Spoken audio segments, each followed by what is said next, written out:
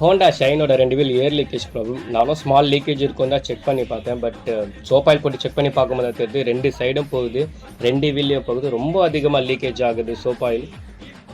இதனால் உங்களுக்கு ஒரு நாள் கூட காற்று நிற்காது. டயரை கழட்டி இன்சைடு பார்க்கும்போது நானே ஷாக் ஆகிட்டேன். ஃபஸ்ட் டைம் இந்த மாதிரி ஒரு வீல் பார்க்குறது. அவ்வளோ ரஸ்ட்டாக இருக்குது இன்சைடு மவுத்தில், 2 டயர்லேயே காற்று சுத்தமாக நிற்காது.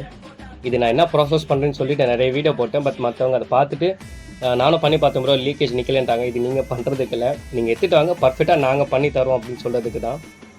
டியூப்லெஸோட மவுத் சேஞ்ச் பண்ணி இன்சைடு அதுக்கு என்ன ப்ராசஸ் பண்ணாமல் பண்ணிவிட்டு டயர்லேயோ பேஸ்ட் போட்டு மாட்டி தரோம்.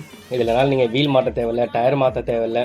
புதுசாக உங்கள் வீலை உங்கள் டயரையே பர்ஃபெக்டாக பண்ணி கொடுத்தாச்சு. சுத்தமாக தண்ணி தான் நிற்கிது, சோப் எங்கேயுமே வரல.